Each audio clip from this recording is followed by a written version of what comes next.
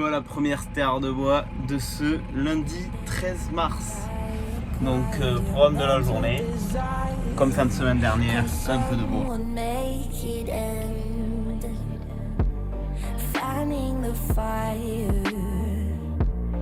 Watching the flames burn higher. I'm not a liar, but they don't understand.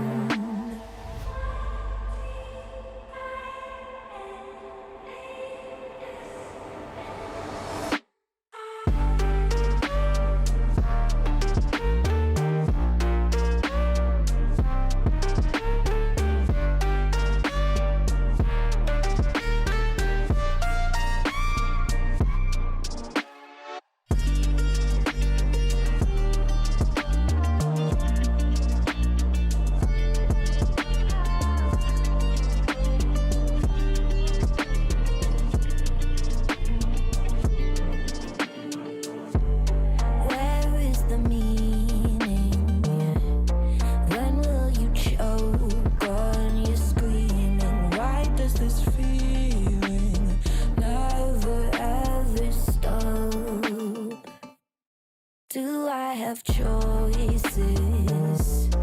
Talking with you, but without voices, tearing up noises, but I'll never give up.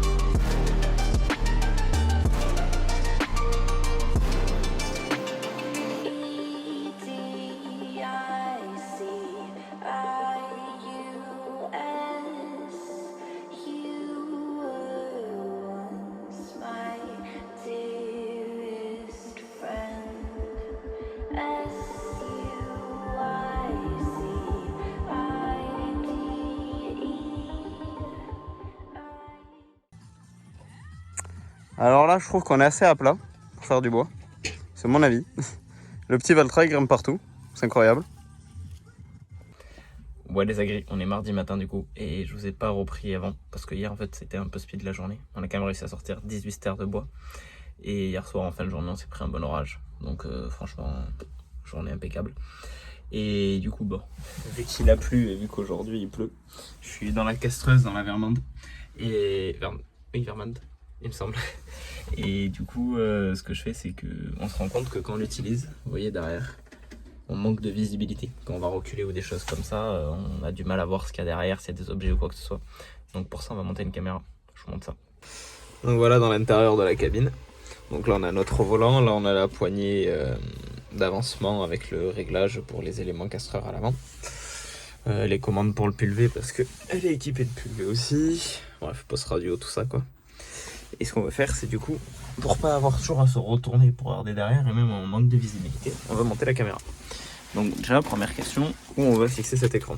C'est l'écran de la caméra. Moi, je pense le mettre par là.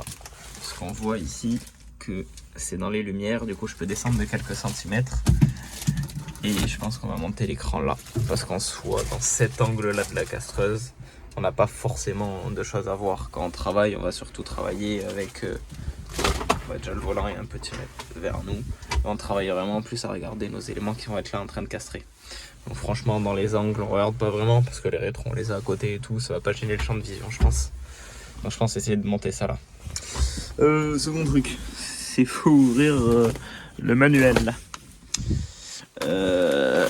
Et donc va aussi falloir faire notre alimentation. Donc de ce que j'ai compris, fil rouge et fil noir c'est la lime. On alimente ça qui va à l'écran et de là on a une autre sortie pour la débroche ronde pour brancher la caméra dessus. Donc comment l'alimenter en cabine? Donc première idée que j'ai eue, c'est ici on a un allume-cigare. Bon, on ne se sert pas d'allume-cigare dans la castreuse. Donc est-ce que j'échangerai pas mon allume-cigare contre une bonne prise de 3 plots là comme ça et brancher nos fils de là à une prise 3 plots qu'on brancherait dedans. Mais le souci c'est si on la fout là, ça fait ça en hauteur. Et j'ai peur que quand on est là, le bras qui tient la poignée là, que si on est ça là, que ça nous gêne. Et le second truc, c'est qu'on aurait besoin d'une autre vraie prise 3 plots. Donc là-dessus, c'est pas forcément une prise où on pourrait beaucoup tirer de courant dessus, parce que c'est à la base prévu pour l'allume-cigare. Donc je suis pas sûr qu'on ait une aussi bonne sortie électrique sur du vrai 3 plots. Mais bon, la caméra, c'est pas pour ce qu'elle consomme. Du coup, on peut brancher ça là-dessus. Et après, ce qu'il faudrait presque qu'on fasse, c'est avoir une seconde prise 3 plots, parce que comme je vous dis que c'est équipé, on peut du coup être mené des fois à faire des traitements très tardifs dans le maïs. Et l'intérêt, ça serait d'avoir une barre de guidage. On a une barre de guidage qu'on peut installer, mais il faut l'alimenter. Et elle, par contre, elle consomme un peu plus d'électricité. Donc je vais essayer de démonter l'accoudoir. Je vais essayer de démonter cet accoudoir parce que de cet accoudoir, on a la gaine qui sort. Parce que dans tous les cas, il faudrait que je fasse passer le câble de la caméra par là, je pense. Parce que j'ai pas envie de faire une sortie dégueulasse. Et j'ai envie de démonter pour voir comment c'est. Et si, est-ce qu'on peut aussi, donc, une petite prise 3 plots qui sera alimentée par cet allume-cigare pour notre caméra. Et avoir une autre prise 3 plots que si on a besoin d'installer notre barre de guidage, on puisse avoir de l'électricité, plus d'électricité. Donc je vais voir si en démontant ça, et est-ce qu'on peut faire une autre prise 3 plots sortie batterie. En faisant une autre prise 3 plots sortie batterie, l'avantage c'est que on aura vraiment ce qu'il faut. On mettra les fusibles avant sur notre faisceau de prise 3 plots pour être tranquille, pour éviter qu'il y ait quelque chose qui grille et tout ça. Donc on va commencer par démonter cet accoudoir, mais ça paraît bien merdique. Parce que du coup on a des vis là, comme ça, là. Et le souci c'est que celles qui sont collées contre la vitre, il n'y a pas beaucoup de place pour arriver à les défaire. Donc je sens que ça va être la merde un peu. Mais on va essayer de retirer. Ah mais quoi que je suis même pas sûr que je puisse démonter par là parce qu'on a les fusibles qui sont connectés là. J'aurais voulu démonter ça, mais je me dis, je suis sûr et certain que dessous il y a un petit écrou que quand je vais défaire il va tomber. Donc je sais pas, on va voir par quoi on commence pour arriver un peu à démonter ça pour voir. Donc j'ai fait le montage de la prise, ici, je vous montre ça. Donc voilà le montage de la petite prise, bon on voit les petits déchets de perçage. Et du coup voilà, j'ai monté ça. Et après ce que je vous disais que j'avais peur avec ça, j'ai essayé de brancher une prise 3 plots et tout, elle passe pile poil en dessous. Donc au moins il n'y aura pas de gêne quand on devra utiliser la castreuse, que ce soit marche avant, marche arrière et tout. Voilà, donc maintenant j'ai plus qu'à bidouiller mon alimentation pour ma caméra. Donc brancher ma prise 3 plots dessus, mais le souci c'est que je sais pas si ça... Je sais pas encore comment je cale parce qu'il y a beaucoup de câbles au final. Nous on utilise ces deux fils, si j'ai bien compris la notice, on utilise ces deux fils et un de ceux-là. Et tout cela on les utilise pas parce que c'est si on a besoin de connecter d'autres caméras. Et ça je sais pas trop à quoi il sert celui-là. Bref, donc on va commencer à brancher tout ça. Je vais voir comment je vais m'organiser parce que j'ai pas envie non plus qu'il y ait des gros tapis de câbles par là. Si déjà là juste on a l'écran et un petit fil qui court là, ça sera beaucoup mieux pour éviter de prendre trop de place.